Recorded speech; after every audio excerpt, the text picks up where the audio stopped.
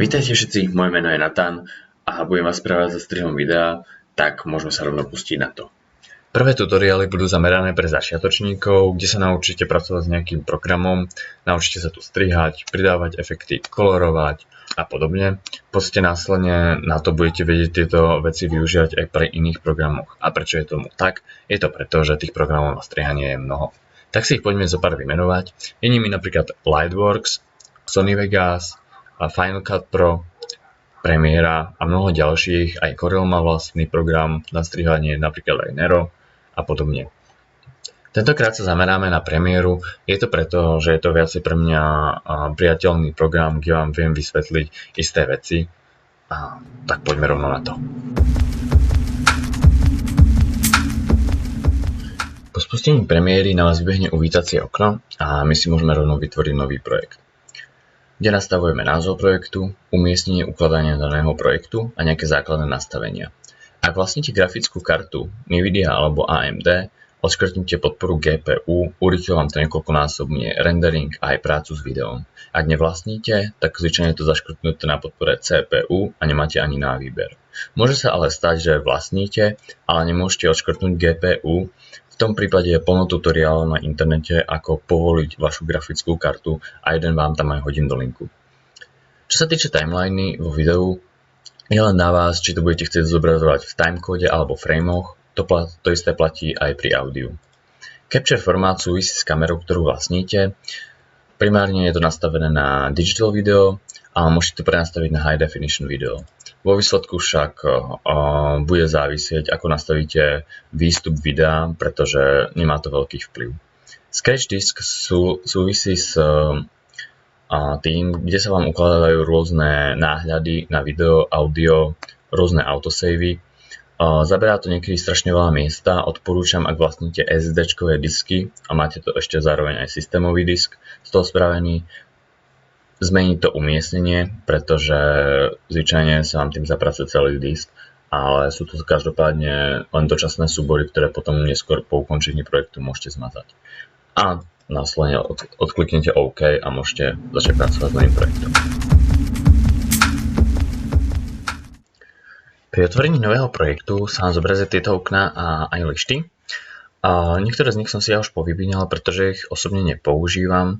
Každopádne, keď ich chcete aktivovať, kliknite do kolónky Window a môžete si aktivovať ten, ktorý potrebujete. Zároveň ho môžete presúvať po pracovnej ploche a nastaviť si tú pracovnú plochu, ako vy chcete. Taktiež sú tu ešte aj nejaké prednastavenia tých ploch. Taktiež zase v kolónke Window Workspace máte tu buď pripravené na audio, kolorovanie, efekty napríklad, ale vo finále pravdepodobne asi budete používať iba jeden, ktorý si primárne aj prednastavíte. Predtým, než začneme robiť so samotným programom, odporúčam ešte jednu vec, a to v kolónke Edit, Preferences podporuje nastavenia a Autosave. Táto kolónka má čo dočinenia práve s automatickým ukladaním a ak pracujete s veľa súbormi s veľkým projektom, odporúčam to nastaviť na trochu vyššie číslo, predsa len občas sa stane, že si niečo zmazete z projektu, zistíte to až na konci a ušetrí vám to kopec času a nervov to zase potom opravovať.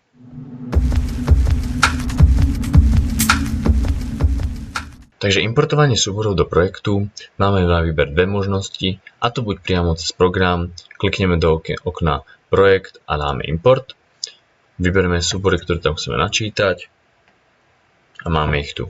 Druhou možnosťou je to cez File Explorer, kedy si vlastne označíme súbory, ktoré tam chceme dať a umiestnime ich vlastne do projektu. Je to podľa mňa praktickejšia a rýchlejšia forma načítania tých súborov. Ďalej tu vidíme, že máme tieto súbory načítané v formáte zoznamu, kde vidíme jednotlivé zároveň aj informácie o videu. Každopádne dá sa to zmeniť na ikonickú formu, kedy zároveň budeme vidieť aj rôzne náhľady na videá a vlastne presúvaním myšky po jednotlivých záberoch vidíme aj náhľady v zmenšenej forme. Zároveň napríklad si to ešte aj môžeme zväčšiť, keď chceme.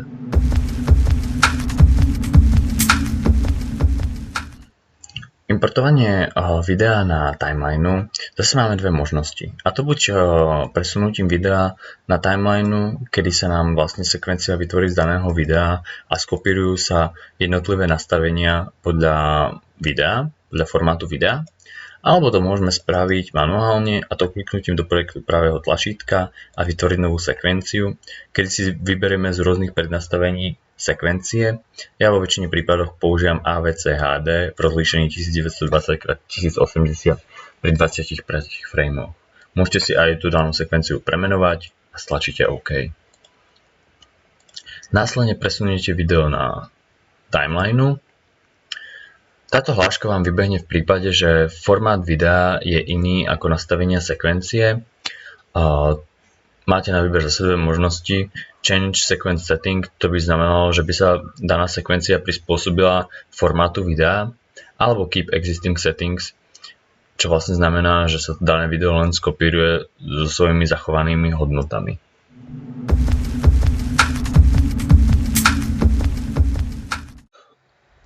Poďme sa teda pozrieť na náhľad videa. Taktiež tu je niekoľko nastavení. Prvým z nich je práve náhľad videa a jeho vzdialenosť. V podstate pracujete v takej vzdialenosti, ako potrebujete vy. Potom je to takýto zelený indikátor, ktorý vy pravdepodobne nemáte zapnutý, ale hlási nám, kedy nám pri prehrávaní dané video seká, teda nejde plných 25 frameov alebo 30. Môže to byť spôsobené tým, že máte proste veľa efektov na videu, teda váš počítač to nestíha, alebo to proste váš počítač nestíha bez tak. Môžete to ovplyvniť samozrejme touto kolónkou, kde je vlastne rozlíšenie prehrávania videa. Môže to byť zaškrtnuté na full. Vy pôjdete do takých nízkych hodnôt, dokým vám to v podstate nepôjde plynule. Ale samozrejme už pri aplikovaní efektov to nemusí fungovať vôbec. Potom je tu ikonka Settings, kde si vlastne môžete zapnúť tento zelený indikátor. Je to konkrétne Show Dropped Frame Indicator, ktorý po kliknutí vám vlastne sa zapne. Zároveň sú tu ešte ďalšie nastavenia, konkrétne tieto grafy, o ktorých bude tutoriál sám o sebe. Každopádne teraz ich v rýchlosti predstavíme. Sú to grafy, ktoré slúžia na kolorovanie a nasvietenie daného obrazu, teda správne nasvietenie a kolorovanie obrazu. Prvý graf je Luma graf, v podstate vám to znázorňuje jazd videa. Ďalší je Vector Scope graf, tretí je ICBCR graf a RGB graf. Tieto grafy v podstate sa môžu využívať, keď pracujete napríklad v televízii a tam sú isté špecifikácie, ktoré sa musia dodržovať, alebo v prípade máte nejakú zakázku, pri ktorej v podstate vám dá zákazník nejaké špecifikácie, ktoré musia byť dodržané pri videu.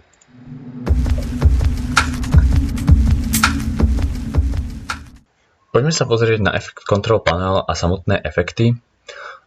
Effect Control Panel spustíme tým, že v podstate klikneme na jednotlivé videá, kde sa potom ukážu jednotlivé nastavenia daného videa.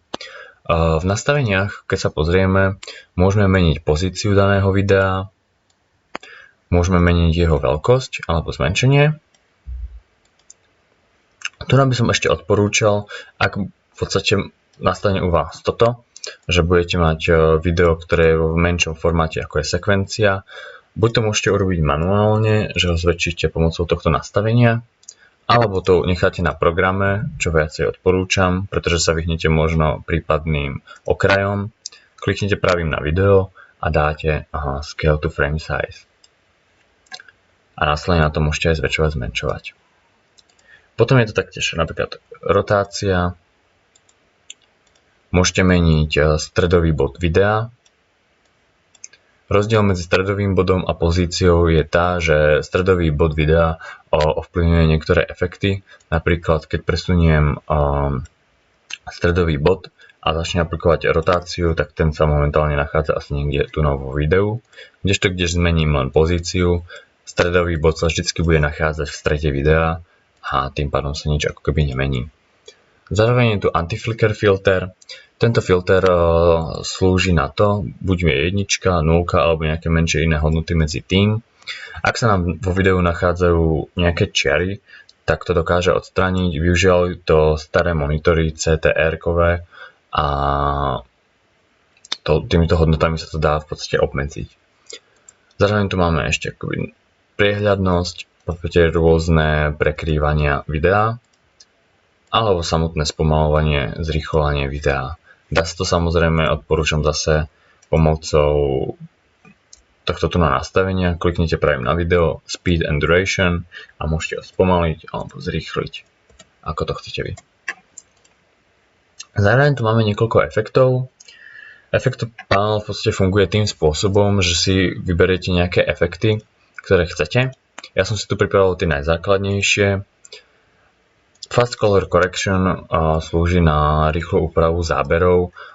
Môžete tu meniť vyváženie bielej, kliknutím na pipetu a zobraním na nejaké neutrálne miesto. Poprvé to môžete robiť aj manuálne. Následne tu môžete meniť saturáciu, svetlosť daného obrazu alebo stmavenie daného obrazu. A ešte zo pár maličkostí. Zároveň tu môžete odkliknúť Auto Black Level, Auto Contrast. Poprvé je tu ešte jedno nastavenie, Free Wave Color Correction, je to pokročilejšie než to predtým.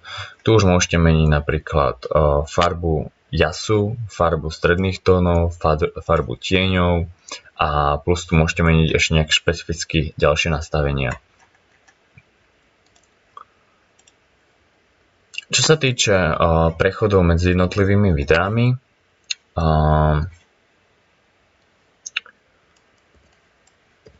klasické prechody prelínačiek sa dajú urobiť tak, že proste zoberiete daný efekt a presuniete ho na vlastne okraje daných videí a následne vám v podstate vznikne niečo takéto. Alebo čo ja odporúčam sa naučiť jednu rýchlu skratku, ktorá vám urýchli dané presúvanie, keď budete mať nejakých 50 videí za sebou a nechcete to robiť. Tak kliknete na stred medzi jednotlivými videami a stlačíte skratku na Windowsoch Shift a D. Tým pádom sa vám aplikuje prechod.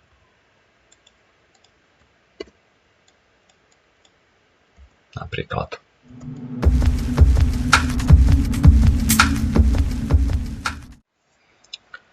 Nachádzame sa na timeline, kde sú rôzne audio a video stopy, zároveň aj zo pár nástrojov.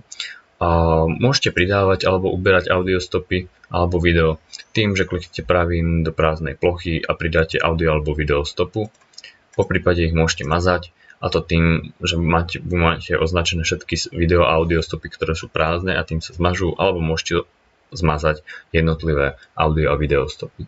Zároveň tieto stopy ešte majú nejaké menšie funkcie. Je tým napríklad aj oko, ktoré vlastne umožňuje to, že ak máte nad sebou viacej záberov, tak ich môžete, a potrebujete sa pozrieť napríklad na ten posledný, tak ich môžete povypínať a následne vidíte pod to, miesto toho, aby ste tie zábery presúvali.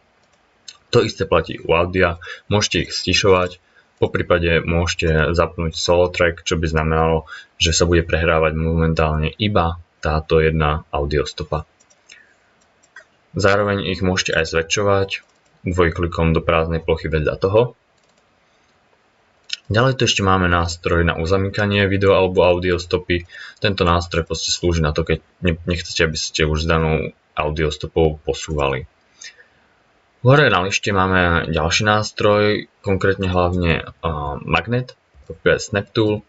Je to nástroj, ktorý v podstate funguje na princípe toho, že vám sa hrany prichytávajú daných videí o iné videá. Môžete ho mať zapnutý alebo vypnutý, záleží to na situácii, ktorú potrebujete. Ďalej tu máme nástroje, ktoré budete veľmi často používať, preto sa oplatí naučiť ich skratky. Jedným z tých prvých nástrojov, ktoré vyskúšame, je práve ten Track Select Tool.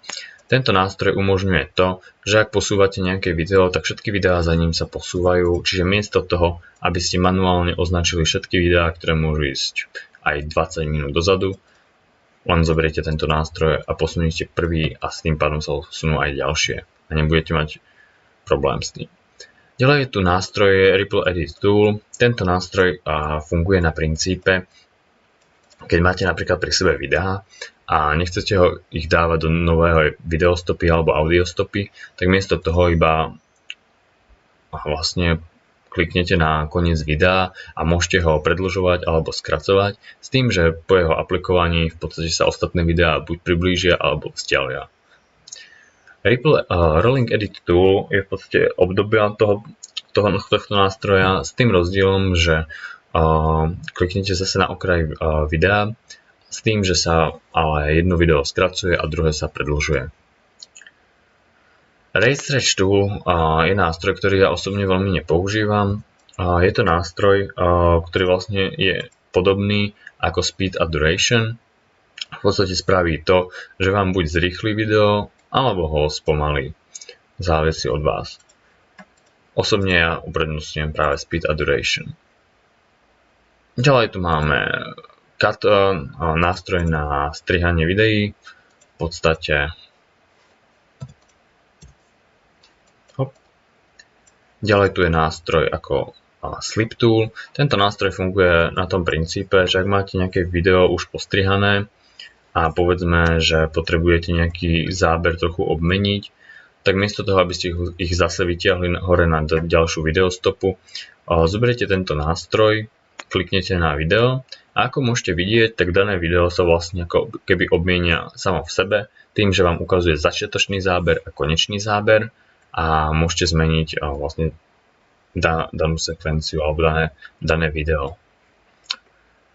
Zároveň tu máme ďalší nástroj, je to Slide Tool. Tento nástroj vlastne funguje na princípe tom, že presúvate video na úkor videí, ktoré sú vedľa neho.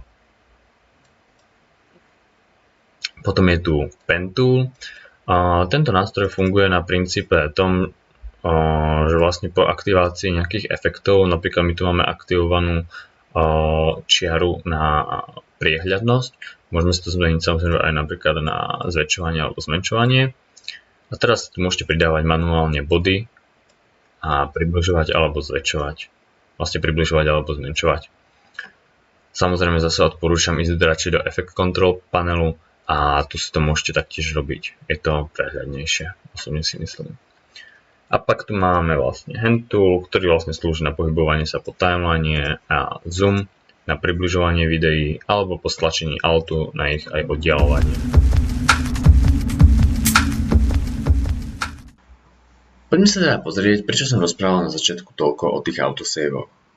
Predstavme si, že máme jeden veľký projekt, ktorý musíme postrihať a využijeme funkciu Mark In a Mark Out, ktoré máte tu nahore. Ich skratky sú I a O. Väčšinou sa využívajú na vyrendrovanie nejakej pasáže alebo vlastne na vyznačenie pasáže, ktorú chceme vyrendrovať v nejakej sekvencii. A vlastne pri renderingu máte práve na výber vlastne, že môžete vyrendrovať sekvenciu, ktorú si ste vyznačili. No a predstavme si, že to necháme označené a pracujeme v projekte ďalej a zrazu chceme vyhodiť nejaký záber, povedzme, ale omylom sa aj preklikneme a stačíme dole. Samozrejme nič sa nedieje, nič sa nám nezmazalo, no keď sa pozrieme dozadu, vlastne celá sekvencia, ktorú sme mali vyznačenú, bola zmazaná. Zvyčajne to zistíme až na konci projektu a vlastne vtedy už je problém na svete a je vlastne neskoro. A preto vlastne, keď môžeme urobiť to, že vždycky sa oplatí rušiť toto označenie tejto sekvencie kliknutím na timelineu a clear in and out. Samozrejme, ak sa to už bohužiaľ stane, tak je tu práve ten autosave, ktorý nás môže zachrániť. Ak viete, kde ste si nastavili ukladanie, tak v podstate máte ísť do tej zložky. Ak neviete, stačí kliknúť na kolónku File, Project Settings a Scratch Disk a môžete si zistiť destináciu, kde sa vám to ukladá. V mojom prípade je to tu na. Takže v podstate len presuniete jeden autosave do projektu a následne sa vás pýta, či chcete importovať celý projekt alebo chcete len vyimportovať nejakú sekvenciu alebo nejakú pasáž z toho projektu. Následne sa nám načíta vlastne celý projekt, ktorý sme mali vytvorený a v našom prípade to bola sekvencia príprava, kde sme spravili chybu.